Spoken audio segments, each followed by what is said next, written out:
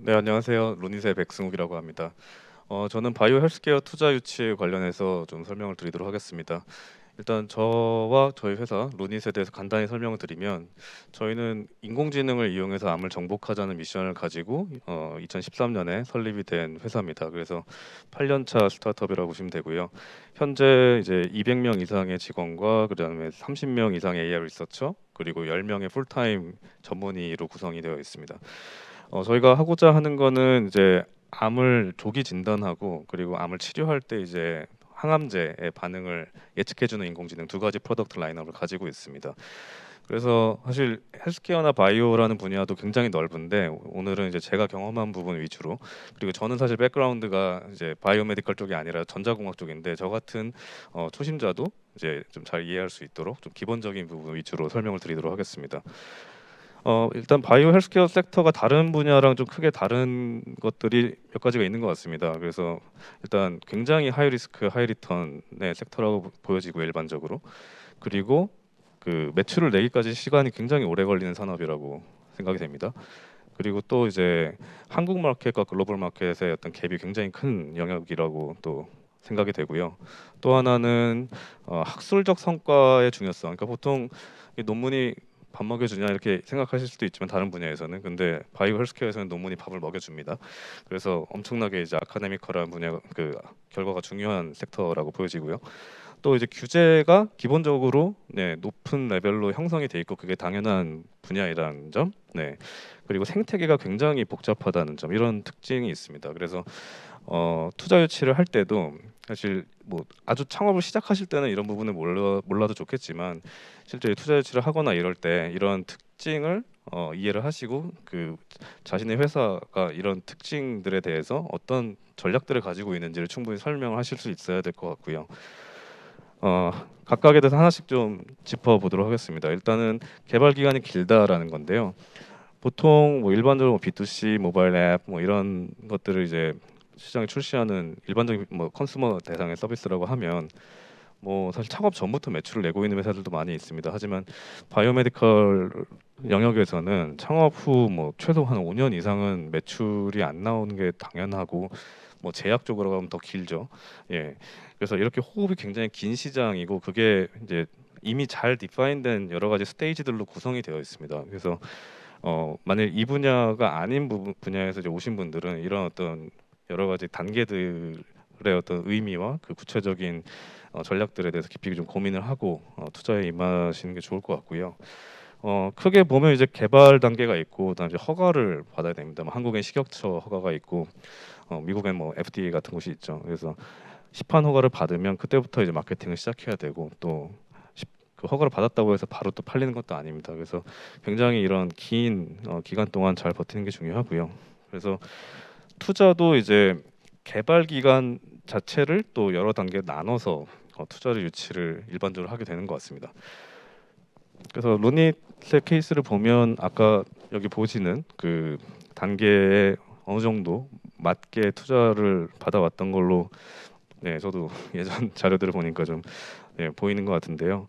일반적으로 한 평균적으로 한 1년 반 정도마다 한 번씩 투자를 유치를 했던 것 같습니다. 그래서 2014년에 이제 팁스 운영사인 당시 이제 KQ 벤처스, 현재 카카오 벤처스가 이제 시드 투자를 했었고, 그때는 저희가 이제 의료 타겟이 아니었지만 이제 바로 1년 후에 이제 의료 시장을 타겟팅을 하면서 또 이제 시리즈 A를 유치를 하고, 그러면서 저희가 이제 첫 그 학회 논문을 발표를 하고 또 첫 그 식약처 허가를 받고 또 이제 첫 메이저 저널에 논문을 내고 뭐 또 새로운 또 파이프라인을 개발을 하고, 이제 이런 어떤 중요한 단계마다 저희가 성공적으로 투자를 유치를 할 수 있었던 것 같습니다. 두 번째는 이제 한국 시장과 글로벌 시장 사이의 또 갭이라고 말씀드릴 수 있을 것 같은데요. 사실 한국 시장에서도 유의미한 규모의 시장 사이즈가 나오는 것들은 그냥 한국 시장에 포커스를 해서 좋은 것 같아요. 뭐 대표적인 예가 뭐 커머스, 이커머스 같은 시장은 굉장히 한국도 크기 때문에 유의미한 시장이라고 해서 이제 한국에 집중해도 괜찮을 것 같은데, 의료 쪽은 사실 일반적으로 시장 규모가 그 나라에서 쓰이는 의료비에 비례한다라고 일반적으로 볼 수가 있을 것 같고요. 그리고 의료비는 또 전체 인구수와 평균적인 그 수가 레벨에 또 비례한다라고 볼 수가 있을 것 같은데 한국은 글로벌하게 봤을 때 뭐 인구가 5천만 명이면 뭐 그렇게 큰 비중은 아니죠. 그리고 한국이 이제 환자 입장에서 굉장히 좋지만 그 산업적으로는 그렇게 매력적이지 않는 수가 레벨이 책정이 되어 있는 상황이라서 한국에서만 그 시장을 찾기보다는 가급적이면 글로벌 타겟으로 처음부터 세팅을 하고 전략을 준비하는 게 투자자들의 설득에도 크게 도움이 될 것 같아요. 특히 이제 그게 좀 현실적이라고 볼 수 있는 거는 뭐 문화적이나 뭐 특히 이제 문화적이나 지역적인 그 뭐랄까요 특징이 크게 없는 영역이거든요. 다른 산업 대비. 그래서 뭐 예를 들면 약이 하나 나오면 뭐 다 이제 각 국의 허가는 특혜하겠지만 그래도 하나의 약이 전 세계에 팔리는 경우들을 너무나 쉽게 볼 수 있고 그래서 현대의학에 쓰이는 전 세계 모두에 이제 하나의 기술을 거의 동일하게 판매를 할 수가 있기 때문에 기왕이면 거의 필수적으로 세계 시장을 노려야 되지 않나라는 생각을 합니다. 그래서 뭐 처음부터 근데 이제 한국에서 시작한 회사가 글로벌 마켓을 좀 태핑하기 어렵다면 뭐 전략적으로 한국을 어떤 의학적인 근거를 만드는 어떤 사이트로서 정의를 하고 여기서 만든 에비던스를 가지고 빠르게 이제 글로벌로 확장을 한다 뭐 이런 전략도 좋은 것 같아요. 근데 이제 한국 시장에 너무 오래 집중을 하면 그게 투자자들에게 그렇게 매력적으로 보이지는 않을 것 같다라는 게 제 생각입니다. 그래서 실제로 이제 상장사들의 매출 비중들을 봐도 이제 매출이 엄청나게 나오고 있는 의료기기 회사들은 많은 경우 해외 시장의 매출 비중이 큰 거를 볼 수가 있습니다. 그리고 여기는 이제 IMM 인베스트먼트 저희 회사에도 투자를 하신 문혜정 이사님이 컨퍼런스에서 하신 말씀인데요. 실제로 투자자가 본 뷰가 이제 이렇다고 이해를 하시면 될 것 같아요. 네, 저희도 이 말에 굉장히 동감을 하고 저희는 2015년부터 이 생각을 좀 했었습니다. 그래서 의료 쪽으로 포커스를 맞추기 시작한 다음에 한 1년 정도 후에 우리의 고투마켓 전략을 어떻게 할까 고민을 하다가 무조건 글로벌이다 이렇게 생각을 하고 한국에서는 이제 소규모의 레비뉴를 만들고 그다음에 글로벌 시장에 진출할 때 필요한 어떤 의학적인 근거들을 만들자 이렇게 전략을 세웠고요. 그래서 그 전략을 세운 후에 이제 3년 후부터 저희가 처음으로 이제 fujiFilm과 파트너십 계약을 맺었고 뭐 2020년, 21년에도 이제 GE 헬스케어나 필립스 아니면 가던트 헬스 같은 곳과 이제 파트너십을 성공적으로 맺으면서 전 세계 판로의 거의 뭐 50% 정도에 되는 채널을 확보를 하게 됐어요. 그래도 지금 현재 매출 그 구성을 봐도 국내 매출보다 해외 매출이 10배 이상 나오고 있어서 저희가 전략을 잘 수행을 했다고 생각을 하고 있습니다. 세 번째는 이제 논문 혹은 학회 발표에 이제 초록이 최고의 마케팅이다라는 메시지를 드리고 싶은데요. 뭐 어떻게 보면 당연한 얘기죠. 근데 당연함을 넘어서 거의 뭐 목숨을 걸고 달려드려야 된다고 생각을 해요. 바이오메디컬 쪽에서는. 왜냐하면 현대의학은 에비던스 베이스드 메디슨이고 그래서 논문이 또 임팩트가 낮은데 나오면 또 의사들은 그렇게 믿지 않는 경향이 있기 때문에 어떻게든 최고 수준의 근거를 항상 추구를 해야 되는 것 같아요. 그래서 병원 하나에서 연구한 것보다는 여러 개 병원에서 공동 연구를 한 게 좋고 뭐 하나의 국가에서 한 것보다는 여러 국가가 한 게 좋고 뭐 랜더마이즈드로 클리니컬 트라이얼 하면 제일 베스트고요. 네. 그래서 이런 식으로 항상 가능한 이제 가지고 있는 리소스 안에서 최고 수준의 근거를 확보하기 위해서 노력을 해야 되고 그거에 대한 전략을 투자자들한테 잘 어필을 해야 된다고 생각을 합니다. 그리고 이제 저희 경험상 드리고 싶은 팁은 이제 간혹 가다가 이제 authorship 그러니까 그 회사 자체가 어떤 논문을 낼 때 어떤 저자를 가져가야 된다고 생각을 하시는 분들도 좀 계신 것 같은데 저희 경험상은 그게 그렇게 중요하진 않았던 것 같아요. 그리고 반대로 그 어떤 논문의 그 저자권을 오히려 이 연구를 수행하시는 그 연구 병원들의 교수님들에게 적극적으로 드리는 게 그 연구가 진행될 확률도 높여주고 그리고 실제로 저희가 주도한 게 아니라 그냥 객관적으로 병원이 진행한 연구라는 메시지를 주는데도 좀 도움이 됐던 것 같습니다. 그래서 뭐 단적인 예로 여기 임팩트 팩터가 한 22점 정도 되는 자마 온콜로지라는 저널에 저희 그 AI 제품의 그 검증 결과가 실린 적이 있는데요. 여기 보시면 세 개의 다른 그 AI 프로덕트들의 정확도를 객관적으로 비교한 그런 연구 결과가 나왔었고 이 논문이 사실 여기 어떠가 굉장히 작게 표현되어 있긴 하지만 저희 이름은 굉장히 뒤에 들어가 있고요.